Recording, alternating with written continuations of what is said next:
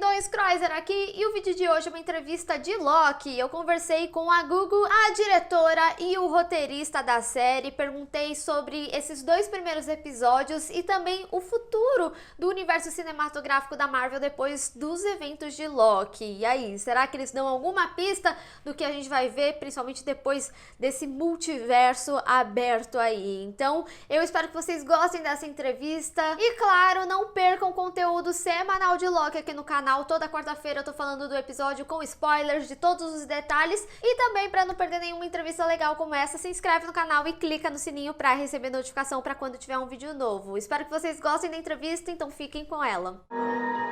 The timekeepers have built quite the circus. And I see the clowns are playing their parts to perfection. You picked up the Tesseract, breaking reality. I want you to help us fix it. Hi, thank you for having me. Oh, thanks for talking to me. In the comics, Ravonna is manipulative. Can we say that the fact that she doesn't trust Loki's mission is because in a certain way she sees herself at him?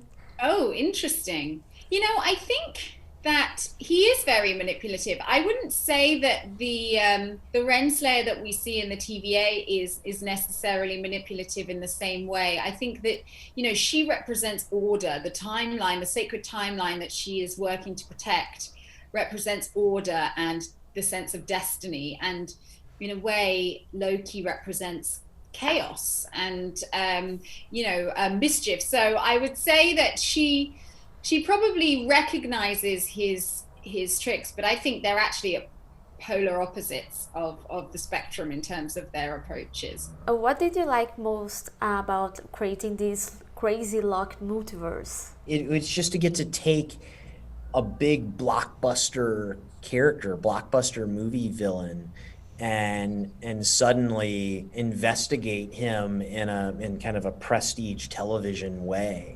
Over the course of 6 hours. You know, there's 10 years of history with this character. It's unprecedented to get to then make a television show about him. So far as I know, that's unprecedented. And that just felt like a tremendous opportunity.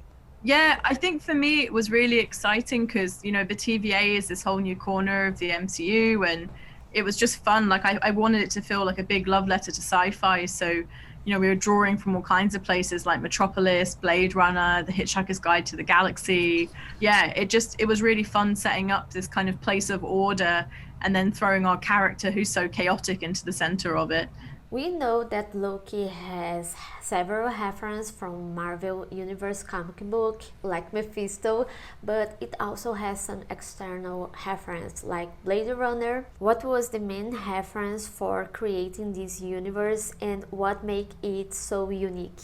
Yeah, so I think for me, like for example, with the TVA, like I was sort of inspired by the story, right? Because like where I grew up, there's a lot of brutalist architecture, and I thought, and we've seen that in a lot of sci-fi, you know, Blade Runner, and I was excited to kind of take that aspect and bring it to the TVA because we have the timekeepers who are very godly, and it felt appropriate in the grandness of showing them. But at the same time, it was fun to have this kind of Midwest Mad Men style because, you know, the TVA are very heroic, and I think also I just pulled a lot from my own life. Like I've worked in a lot of offices and I was inspired by films like Brazil, but also just the reality of if you're working in an office or an institution, you're not always working on the most high-tech equipment. And I used to have a computer that was ancient, and I found it funny that the people at the top of the tree that are controlling our destinies, their technology is maybe not that sophisticated in some ways, or deceptively is sophisticated.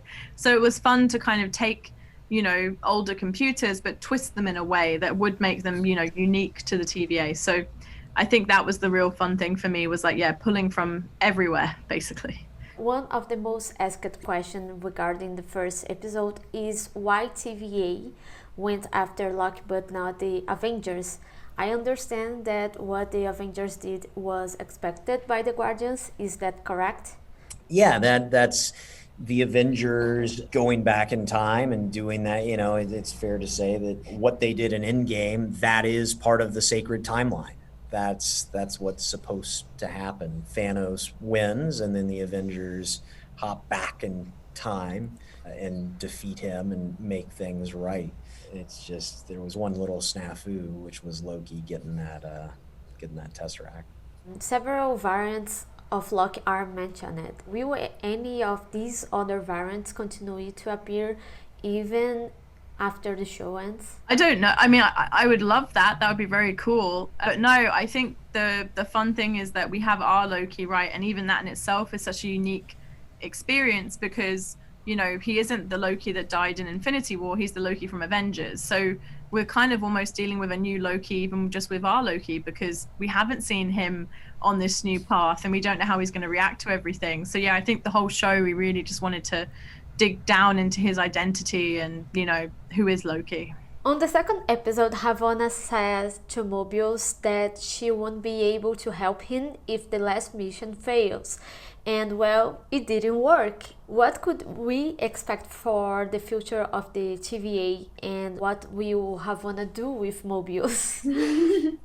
Yeah, things get really high pressured for Ren Slayer as we go on into the show. And as you said, at the end of episode 2, you know, we actually see her grab her time stick, you know, her weapon. And, well, I don't want to spoil it too much, but she has to take action essentially because, you know, everything's falling apart. And it's because she trusted her friend Mobius and gave him a bit of an extra, you know, chance with Loki, which was a mistake. So we get to see a bit more action from her, and you know, things get a bit more complicated and intense for sure. The MCU has a strong foundation on the original comic books, but always some changes and adaptations. What is the main foundation for Loki? You know, there's not a particular comics run that we pulled from here. This is a pretty original story, Loki on this journey through the TVA.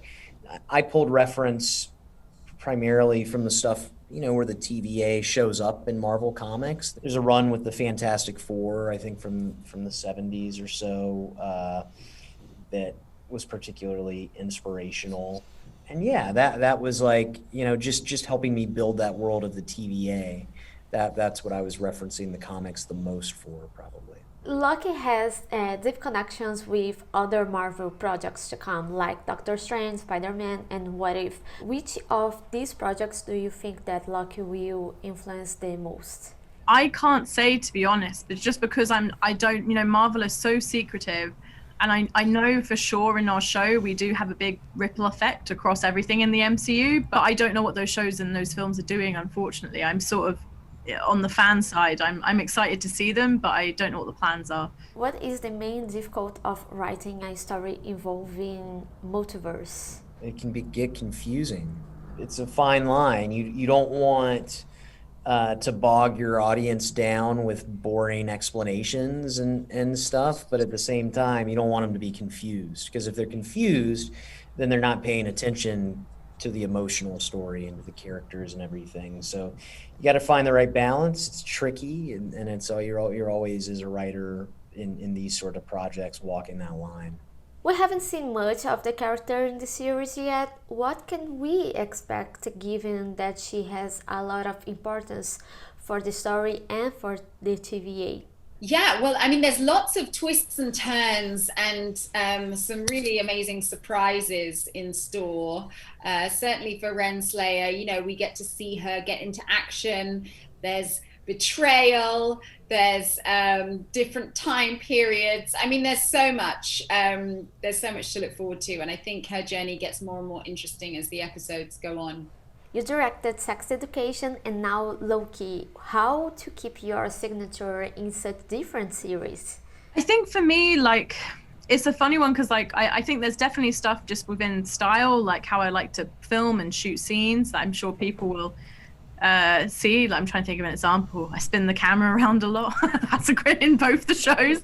But I think honestly for me, it's always about character and emotion and grounding that. And I love stories with heart, and I think that's definitely across both those shows. So yeah, so I would say that's something that's definitely across both of them, is heart and, yeah, the emotions feeling real and grounded. So thank you so much. You are so lovely. Thanks. Thank Bye-bye. you. Thank you. Cheers.